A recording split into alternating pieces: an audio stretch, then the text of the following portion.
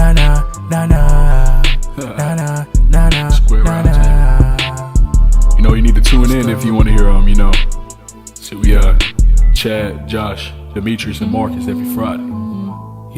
It's the Square Round Table. Tune in. It's the Square Round Table podcast. Tune in every Friday. Let's have a blast. I know at work you had a long day. Just relax and tune in. Make sure you tune in weekly, every Friday. MajorsOnMusic.com. We also tune on Spotify, iHeartRadio, and YouTube. So yeah. All right, what's going on, my freaks and geeks? This is the Square Roundtable podcast. I want to thank you guys so much for joining us tonight. Guys, this will be our 5th podcast of 2021. And tonight we welcome a very special guest, journalist, scientist, and filmmaker, Mr. Hamilton Morris. Hello. Yes. For inviting me on. Yeah, no problem. Man, we just thank you for coming out. I know you got a busy schedule, but we appreciate you coming out and chopping it up with us for a little bit.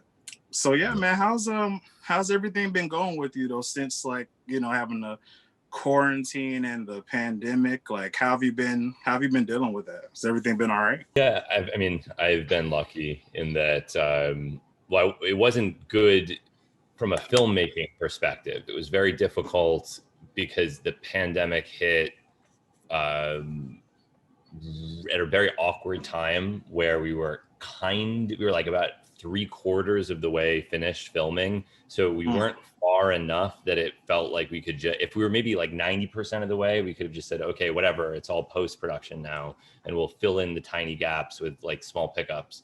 But it was tricky. I mean, that is almost what we had to do. Some of the episodes had entire other portions that we couldn't film, and so we restructured them accordingly. And it was an interesting experience and an interesting challenge. And obviously having a TV show and its production get interfered with is like a small thing in the wider scope of what's happening to humanity. Yeah, no, definitely. It's really and I'm sorry, because even that, that's a big thing, having to just do something different and having to just take an approach to daily life. Like, everybody's had to change, like everybody's having to wear masks and not go out as much. So I mean, it's been a big it doesn't really matter what scale it's on. It's really just been life changing for everybody, and it just seems to really be getting worse, honestly. Oh yeah, it's rough. It's that, but it was kind of good. I mean, the good thing about it, for me at least, was it gave me time to do a lot of things that I had never done previously. So these productions are very compartmentalized, where you have somebody that records sound, and you have someone who is the director of photography, and someone who's an editor, and someone who's a line producer. And because all of that broke down, I had to kind of pick up the slack and do a lot of things that I had previously never had to do. So I'd edited a bit in the past, and I always oversaw the edits in post-production, but it was the first time that I'd ever actually edited by myself. And certainly the first time I'd filmed significant portions of the show by myself, just with the camera. So that was actually, all things considered, it was great. It was like a liberating learning experience for me to be able to learn to deal with all of that on my own. Oh, that's pretty cool. And because I mean, it seems like a lot just watching your show. Like, there's some and I guess those are probably like older episodes, like where you have some situations where you're like out in the woods or something like that. And like, is there a big filming crew like for situations like that, or where you're out of the country or anything? Yeah, we've always kept the crew pretty small because, I don't know, I've worked on other productions that are much larger, and it always strikes me as unnecessary. It's not unusual for these large productions to have 20 or 30 people on set, and I just don't really understand. I mean, I understand why they do it that way, but it doesn't seem necessary to me. So it's usually 2 camera people, a sound person, myself, and a producer, and that's about it. Oh, okay. So it wasn't really a huge learning curve for you to have to pick up that slack. Then you kind of caught on pretty quick. Yeah, yeah, it wasn't.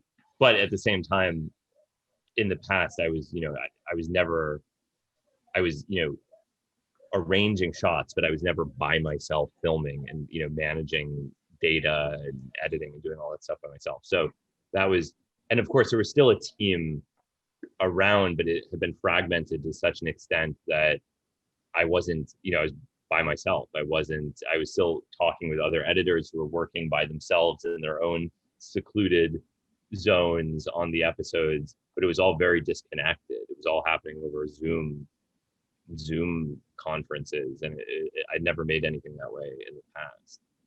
Oh yeah, no, that's a huge part of it. I know like everybody is using Zoom. Like I tell everybody when they come on the show, like we started this podcast, like it was definitely birthed halfway because of having to quarantine, So I've used Zoom the most I've ever used it. But yeah, Hamilton, I wanted to know just a little bit about like your background. I wanted to ask about your like matriculation through school, and did that overall spark an interest in like or spark your interest in drug mechanisms and journalism, or did you have like that interest before going through college? I definitely had the interest before college. And I would not say that I did study chemistry and neuroscience as part of my undergraduate degree, but I wouldn't say that that was the basis of my later film work. It gave me certain pieces of fundamental knowledge that were very useful down the line, but sometimes people will contact me and say like, what classes did you take? Where did you go to school? I want to do what you're doing. And I don't think there's a Right. single class that I could point to and say, oh, okay, yeah, just take this. Well, maybe, or, 2 semesters of organic chemistry is very useful, but Yes. there isn't a single class that I can point to and say, this is the class that you take in order to learn about the subject matter. And most of the things that I cover in my show are not things that I studied. Like, I never studied ethnobotany, although I did study anthropology, but I never studied a lot of this botany or mycology related stuff. That's all, self-taught. So I think for anyone who's interested in this stuff, it can kind of be a distraction to talk about school when often the real responsibility is teaching yourself these things as much as you possibly can. Like, it's good to take advantage of whatever educational resources are available to you. But I think the most important thing is learning yourself and learning to teach yourself these things, because it's often going to be the case that there is not going to be a class available to you to teach you exactly what it is you want to know. And so the ultimate goal, I think, of a good education should be setting you up to teach yourself things. Right. No, because everybody here at the Square Round Table, like we definitely agree. Like I look at education as like a base, like you said, like those organic chemistry classes, like having a good understanding of the material before you kind of like leap off into like whatever you want to do or whatever your interests are. Yeah, I completely believe that like a big part of it is having an interest or a thirst for going forth and kind of making or I guess whatever kind of research you want to do into your particular field, because I know for you in general, I can't imagine. That's why I kind of wanted to ask, like, as far as research went with like drugs and their mechanism, I kind of wanted to know like what the early stages of that for you looked like. Like, what was your process of kind of seeing what these certain drugs did and like how, or in writing down like their mechanisms? Right. Well, okay. I mean, it was very gradual. I would say it started out just being casually interested in it as a child, because even in kindergarten, I was interested in this stuff. I was interested in the because I would read, I'd watch the news and I would hear about people killing themselves with drugs. And I would think like, oh, that's such an interesting thing that they have that power to kill people. Just the fact that a fatal overdose on a drug was totally amazing to me. And then, I would read like books that were in the school library. There was a book called Buzzed that I don't even really recommend, but it was a book that talked about psychedelics and DMT and things like that. And I started getting really interested. And then in high school, I started reading, Erowid, and there were a number of things on Erowid, like there was like a giant sort of review article about the active ingredient in Robitussin, DXM, by this neuroscientist, William White.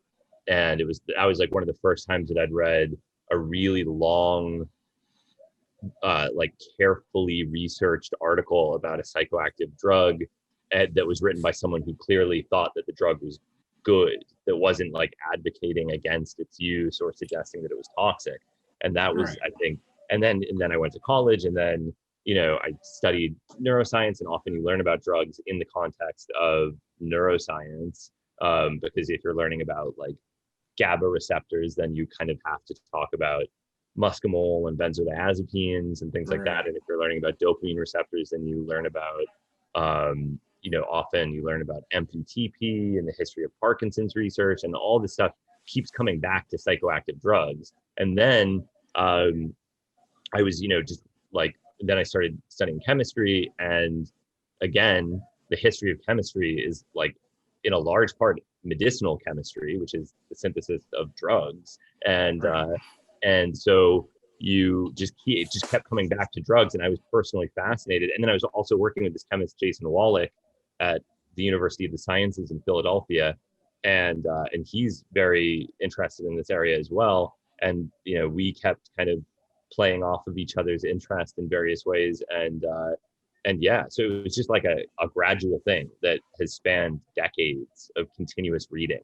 It's not, there isn't like that's why when someone says like, what class did you take? Of course, there's no magic bullet. Yeah, it's like I can't point to one class. It's like the only way that you become really knowledgeable about something is through continuous, passionate interest that spans years. Otherwise, there's no way. No, I agree with that 100%. Yeah, definitely. And it's interesting you say that, Hamilton, because a lot of people talk about how, you don't really know what you're talking about unless you have a PhD, and that's not entirely true, because I mean, if you can know just as much as, I would say you can know just as much as somebody that does have a PhD. I would just think, I don't know, like, what's your stance on like what's your stance on the importance of a PhD? Because a lot of people are real finicky about that. Real sticklers. Yeah. It's a good question. Yeah, I think that like we're in a weird position where there's so much information in our culture, too much information for any person, even the smartest person in the world. There's too much information for them to be able to critically evaluate it. Even something like climate change, where it's like, of course, there's a tremendous amount of scientific evidence for the existence of climate change. But to really go there, to really truly go there and do the independent assessment of all of that research, to go through all of the scientific articles, it's more than most people who aren't experts in that area would ever want to do. So what do? You have to depend on the experts. Who is the expert? Well, it's hard for you to say as a non-expert because you don't even know. You don't know what constitutes expertise. So you have to use some shorthand to say who is an expert. So you say, oh, they're an expert because they went to Harvard University. Oh, they're an expert because they have these letters after their name that we associate with expertise. Does that mean that they're actually an expert? No, it's shorthand that is valuable culturally because we don't have the expertise to even assess who is an expert most of the time. And so we have this shorthand. So it's very useful, but does it mean in any absolute sense that someone is or is not knowledgeable in that area? I mean, I would definitely put my money on the person who has advanced degrees in a subject knowing about it, but there are endless exceptions, especially in medicine. I mean, it's not unusual at all for medical doctors to say unknowledgeable, unfounded things, especially with, like these celebrity doctors like Dr. Oz or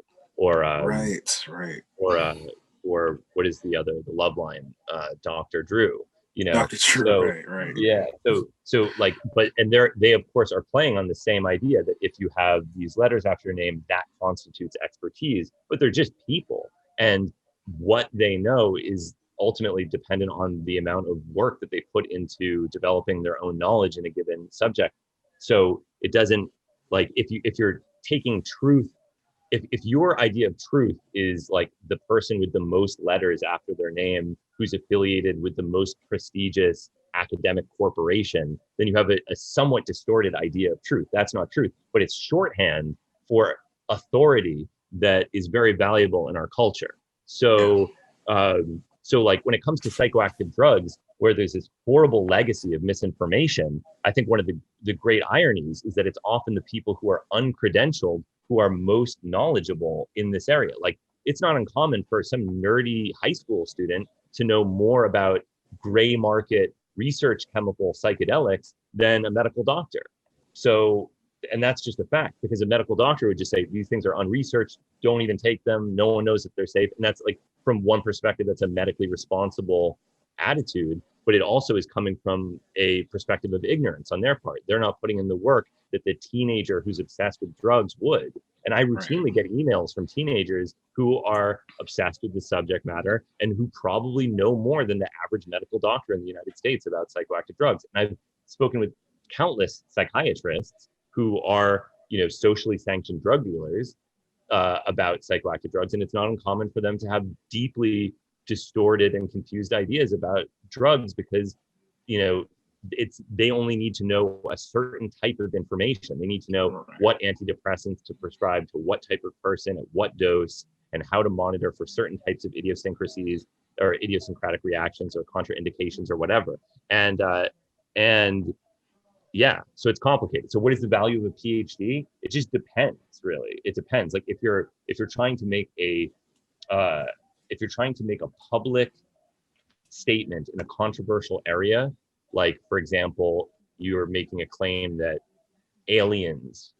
there's intelligent extraterrestrials, then something that people would be inclined to not believe you about, then it's very useful to have a PhD, because then maybe people will take you a little bit more seriously in what you're claiming. It doesn't mean that what you're saying is true. It's really just a way of establishing authority to the public. In a public sphere, that's the importance. In a private academic sphere, it is a way of doing research and gaining expertise in a given discipline. So like I do not have a PhD, but I am now considering getting one. And it's not because of this authority thing that I'm talking about, because at this point in my career, it's like, I've done what I've done without one, so whatever. Yeah. But for me, it's really just about having the time to do concentrated research, because in the past, a lot of my scientific interests have been like hobbies, basically. They've been things that I've done on the weekend. And even though over the years it's added up to a lot of research, it's not, if you really want to do something, you want to do it full time. You don't want to do it on the weekends. So that's my hope, is that in the future, I will be able to continue doing this sort of work and doing the chemistry work full time. And then that may translate into a PhD down the line. We'll see. Wow. That's really awesome. Yeah, that's great. But yeah, for sure, Hamilton. I'm pretty sure it'll go great. But one burning question I have for myself and for the viewers: what's a psychoactive drug? Like, what makes a drug psychoactive? Well, that's that's just any drug that affects consciousness. So a psychoactive drug is any drug that has an effect on your mind. Caffeine is psychoactive. Nicotine is psychoactive. LSD is psychoactive. Amphetamine is psychoactive. Prozac is psychoactive. Salvia is psychoactive. Usually when people are talking about drugs, they're talking about psychoactive drugs. There are non-psychoactive drugs, things like, even non-psychoactive drugs often have some psychoactive component, but like an example might be like aspirin, ibuprofen, those sorts of things, which actually are entering the brain and do potentially exert some psychoactive effect, but they're primarily considered to have a peripheral action. Like another example might be like, there's a bunch. It's, the med, or like a cream for your psoriasis would be a non-psychoactive drug. Okay. Well, one thing I want to know, and you made a good point of talking about psychoactive drugs that pretty much everyone knows about, or a majority has tried at one point or another. So I really would like to know, what's the problem with the pushback on psychoactive drugs that haven't been like heavily ingrained in our like society, like you talked about caffeine and nicotine. Like, what's the pushback with psychoactives or psychedelics? Like, we already know the positive implications behind like cannabis.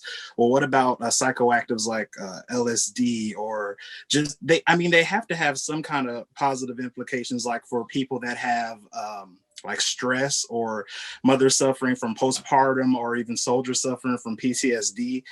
There are other countries doing research on these drugs with like positive results. So what is the pushback? Why can't we get the FDA to approve these certain things to the people that need them in particular?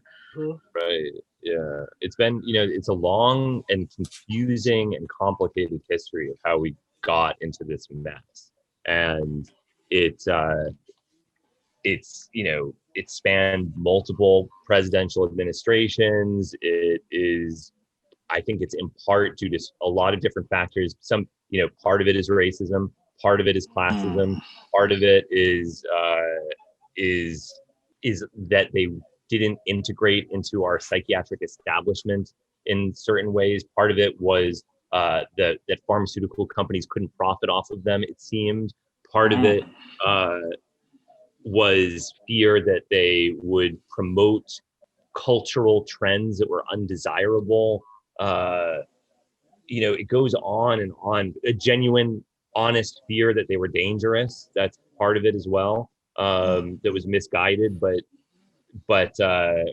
wrong in retrospect. But many people who were good people, who were not, like there were bad actors. There were people who were doing this knowing that they were doing the wrong thing. But I think there were just as many people who just didn't really get it. Maybe they had never used LSD. Maybe they had never spoken with someone who'd had a positive experience with LSD. And so they were convinced that this was a dangerous substance and that the right thing to do would be to prohibit them. And that's what happened. I mean, it's happening right now. Like right now, we are simultaneously recognizing that many of the drugs that were demonized in the past are not as bad as we think they are or thought they were, right, while demonizing other drugs. So like both currents are happening simultaneously. We have, people saying, oh, maybe psilocybin is actually a useful therapy. Maybe LSD is actually useful therapy. Maybe ketamine is actually useful therapy. But then at the same time, people are saying, oh, synthetic cannabinoids, those should be prohibited. Those are way too dangerous. We can't have those around. Those are a mess. They cause people to go insane. So it's like we're taking one step forward and one step back at the same time. And I'm concerned that a lot of the lessons from the past are not being learned, even by the people who have a somewhat progressive understanding of the subject matter. And I think a lot of it has to do with cultural support, with grassroots support as well, because most of the time politicians don't really care all that much one way or the other. Like, how much does Joe Biden care about LSD? I would imagine not very much. I imagine that Joe Biden is not in favor of LSD, and I imagine that Joe Biden doesn't hate LSD either. He probably just does not care. Does not care about LSD. And but if Joe Biden thinks that he's going to win that second term if he makes LSD available and promotes LSD, then he'll do that, because most politicians are just trying to appeal to people. They take some attitude and they decide that's what people want, and they will attempt to promote that idea to appeal to people. So if there is grassroots support for this, it makes it that much more likely that politicians will decide that, yeah, maybe cannabis isn't so bad, maybe LSD isn't so bad, maybe psilocybin isn't so bad, maybe these things should be medicinally available. And that, I think, is the first step, is like for everyone to ensure that they have the right attitude, and that their friends have the right attitude, and their family has the right attitude, because via this sort of like grassroots education, then you can foment a larger cultural change, and the politicians will follow. Yeah, no, I can definitely agree to that. But one thing that I I guess I don't really understand fully. It's just like, let's say we lived in a world where, like, yeah, okay, in US, the FDA did approve all of these medicinal psychoactive drugs.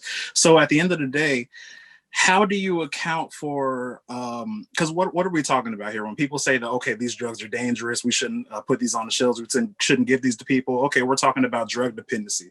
We're talking about people that that are addicted to these certain drugs, and they'll have a negative effect if somebody keeps using them in succession like this. So how do you put and it's definitely a weird thing when you try to put prohibit adults from doing anything, but at the end of the day, like, how, I guess I'll say, like, what's the mechanism for like having accounting for people that are going to abuse drugs? Like, if we did have these, I guess what I'm trying to say is, like, where do we draw the line between using for medicinal purposes and using recreationally? Like, Yeah, I mean, I think that there's a lot of people have control fantasies of one kind or another, and they want to. It's often, ultimately, I think, comes from a good place. Like, they want to protect people from something bad happening. But part of being free is being free to do things that are potentially dangerous, right? That's part of freedom. Like, it's almost like a parent who's saying to their child, like, oh, you can't date, you might, something bad might happen to you. Like, I understand the sentiment behind that, but you need to ultimately allow people to be free and educate them as best you can, so that within the context of their freedom, they are less likely to do something harmful. But we accept this harm throughout our culture. We accept it with driving, we accept it with motorcycles, we accept it with all sorts of extreme sports, we accept it with drinking alcohol, we accept it with cigarettes, sure. we accept it all over the place. And it is, and bad things do come from it. That is the price of freedom. But I think that ultimately the positives will outweigh the negatives, because with a culture that understands these things, there will be a sort of critical mass that that I think will help people use them responsibly. Like, the way things have been in the past, the deck is stacked against people. It's like, when you're getting drugs from a drug dealer, they're impure. There's no culture of talking about dosage. Like, people often, when I'm being interviewed, they'll say, like, what's the craziest drug you've ever done or something? And it's like, it's just like, that's a matter of dosage. Like, drugs are not inherently crazy or non-crazy. right. LSD is extremely mild at 10 micrograms and extremely strong at 200 micrograms. And the same is true of almost every drug. There will be one dose that is mild and one dose that is extreme, but we don't have a culture of even talking about dosage. It's like, and this is like absolutely fundamental to having a constructive relationship with these substances, is having an intimate understanding of the dose that you're consuming. So, like, those are they sound like little things, but the reality is no one ever talks about dose. No one weighs anything that they use on a scale. So you have an entire culture of people that when they use drugs, they have no idea what dose they're using. And they say they're microdosing, kind of. Yeah, they're just mystery dosing. They're taking a dose, they have no idea what it is. And that's not their fault. That's a product of being in this prohibitionist culture where people don't have access to pure chemicals, and there's no culture of people, like, even, I mean, this is a really tragic example. So I'm complaining right now about how no one weighs anything on a scale, but at the same time, if the police raid you and they find a scale, they'll use that as evidence that you're a dealer against you. Like, this is a perfect example. That's a perfect example of like how these little things, like, so a normal person might think, I don't want to have a scale. That's bad. That's a deal. Dealers have scales. I shouldn't have that. And so they then put themselves in danger as a result of that sort of pattern. So yeah, it's a mess. That's crazy. Like, it's a bad situation. But yeah, it is a mess. But it's interesting you brought up dosage, Hamilton, because I was thinking, well, we have access to mushrooms. So if I just ate a whole bunch of store brand mushrooms, would I get high off of it, or that doesn't really count? This depends on the specification of mushroom. When you I say don't know. store bought, you mean like grocery store bought? Yeah, like it's like mushrooms that you might find in the vegetable section of your grocery store. Oh yeah, Like, I mean dosage does apply to foods as well. It's not as I mean I guess it depends on how nutritionally precise you want to be. Like there seems to be a lot more leeway when it comes to like your protein consumption or whatever, or like you can basically eat as many agaricus bisporus like white button mushrooms from the grocery store as you want, so it's not important the way it is with Right. the drug. And again, that's because like outside of like baking, most people don't even measure things ever in their day-to-day existence. So like there isn't a culture of precise measurement of anything, and so it's weird for people to even think that way. And then because the two most widely available psychedelic drugs, LSD and psilocybin containing mushrooms, are both not pure chemicals, the whole scale thing that I've just been talking about doesn't even make sense really, because how like you can weigh a psilocybin containing mushroom on the most accurate scale in the world, but that still doesn't tell you what the dose of psilocin and psilocybin are in those mushrooms. So you're kind of still in a weird situation where there's uncertainty regarding the dosage. So yeah, it's a tricky situation. No, it really is, and that's a good point, Josh, that you came up with mushrooms, because I was watching your show, Hamilton, and I saw that you had a situation when you were talking about mushrooms, and I wanted to know specifically, like we're talking about dosage and all. I just wanted to know, like, what would be the safest way to consume? I think it's called Amanita. Mhm. And like, how do like I said, because that's that mushroom contains psilocybin. So how does the medical uses fare against like non-psychedelic mushrooms like chaga or lion's mane? Well, chaga and lion's mane are not really psychoactive. I mean, they might have some very mild effect. I'm sure you can dig up some study somewhere that shows that they have some, minor effect on something. But, if you eat, and I've certainly consumed large quantities of both species, and I can say based on personal experience that I don't consider either of them psychoactive in any serious way. I mean, I don't know, maybe in some extremely mild way, but not anything that I would uh, say with certainty isn't caused by placebo. Whereas Amanita muscaria is a mushroom that contains a very powerful psychoactive drug called muscimol, and this comes back to what I was saying earlier. It's tricky. The ideal situation would be you wouldn't deal with the mushroom at all. You would extract the muscimol from the mushroom so that you could weigh the pure muscimol on a scale and know exactly how much you took. That's what, in my ideal world, that is what you would be able to do. And you can do that. As it turns out, it's actually very difficult to extract muscimol from Amanita muscaria. Or it's difficult to do it in such a way that you purify it enough that it can be weighed on a scale. So there's other ways that people do it. You could grind the dried mushrooms into a powder and homogenize it, and then titrate the dose starting with 1 gram of the powder and continue that way until you found a dose, and then that would be reproducible at least within that batch of mushrooms. Like there are things that can be done to help ensure that you have a reproducible or semi-reproducible experience based on a semi-known dose with even a natural material like a mushroom. Oh, did you ever try it naturally? The Yeah. Amanita? Yes, I have. Yeah, I tried it when I was a freshman in college. I mean, I tried it a couple times in Ukraine. I smoked a little bit of it. I drank a decent bit of an Amanita muscaria brew when I was a freshman in college, and had a pretty strong effect. Enough to. It's a very powerful sedative. So if you drink enough of it, you fall asleep. And so I fell asleep for a while, and then woke up and was kind of delirious for a little bit. It wasn't. I also vomited a lot. It was very, very nauseating. So yeah, it's interesting pharmacologically and historically. It's a rare person that's able to extract a very beneficial experience from that particular mushroom.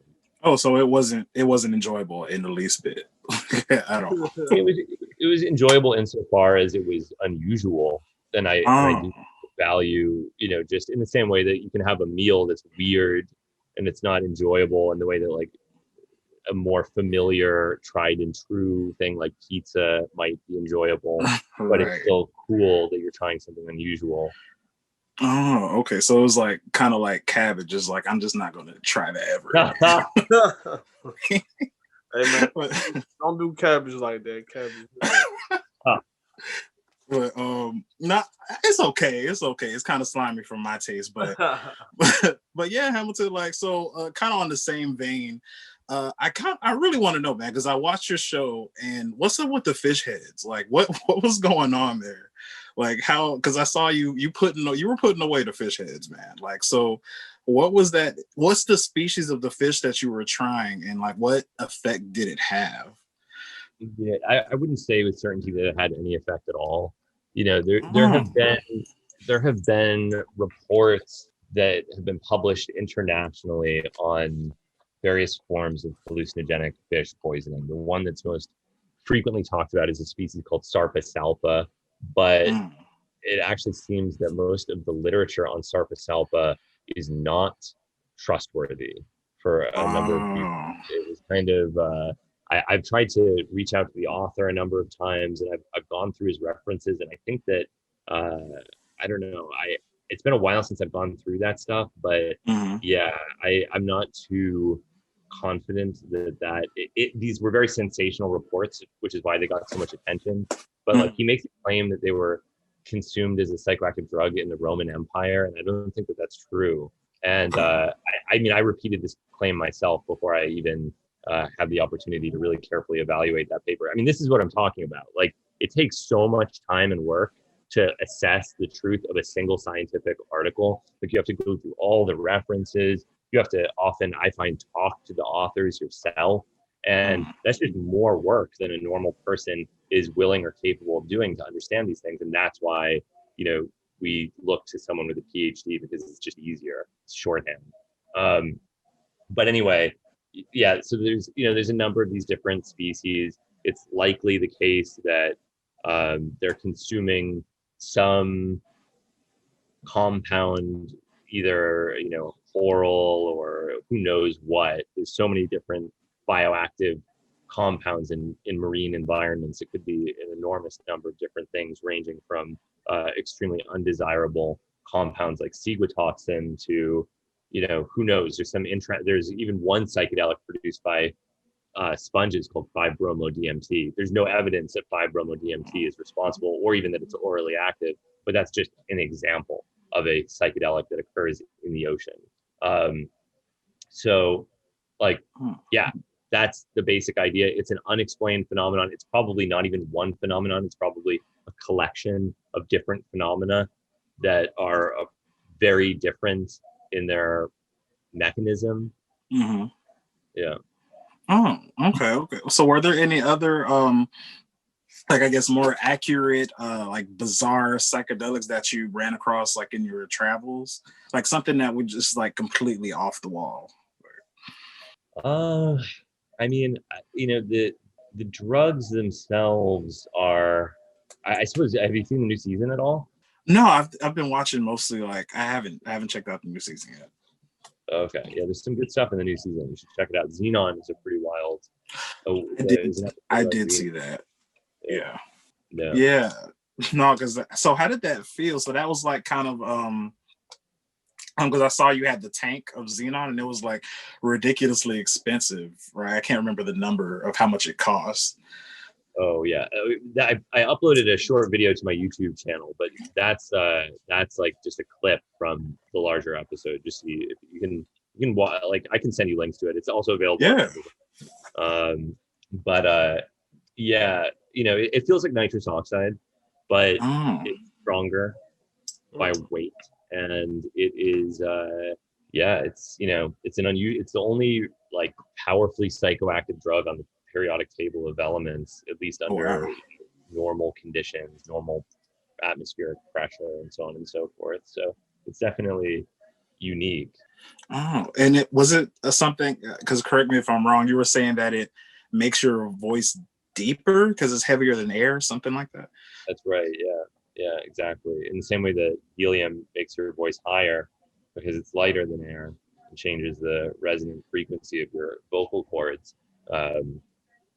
Xenon is far heavier than air. It's a gas, but it almost behaves like a liquid. Like you can fill a tank with it and float a foil boat on the xenon as if it were a liquid. Yeah, it's very, very dense. It's not so dense. Like a lot of people were like, that was dangerous. You can't exhale it from your lungs. It's not that dense. It's not like, it's not like actually like a liquid that you can't get out of your lungs. You can breathe normally after inhaling it. And it's not, I mean, it's not dangerous insofar as long as you breathe oxygen, you're okay. So, or at least as far as people know. Oh, and how long did it last? Like your feeling of kind of like, I guess, the psychoactive, I guess, feeling. Like how long did it last for? It's a very short duration. I would say that it lasts, with one inhalation, it lasts about at most 2 minutes, maybe less. With the setup that I was using in my new season, it lasted far longer because there was a rebreather that recirculated the xenon. Oh, okay. Wow, that's definitely interesting. So, and one of the things that go ahead, Josh. What's up, man?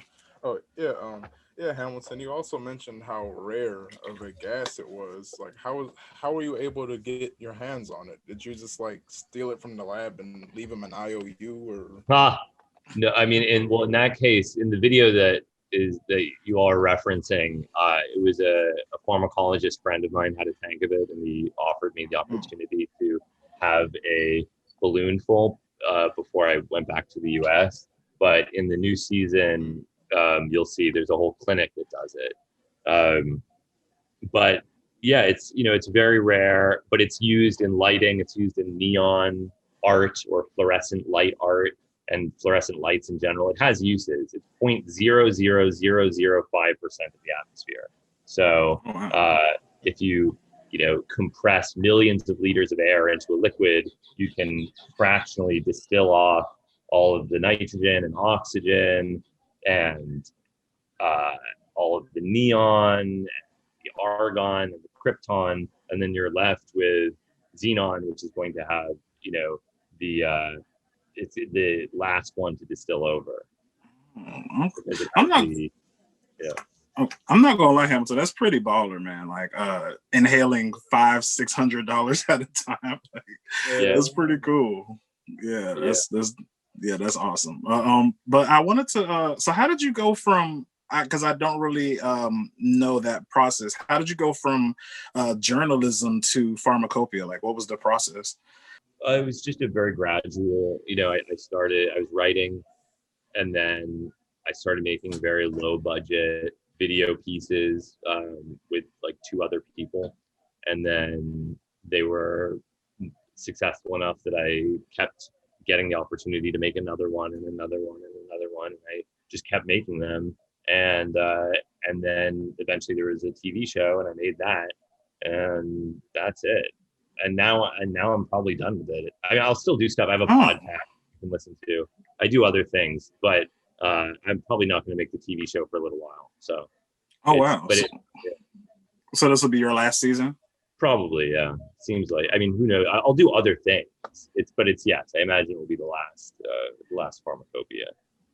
Oh wow. Okay. And I wanted to ask you also, what were you going to get your PhD in, or what were you looking towards?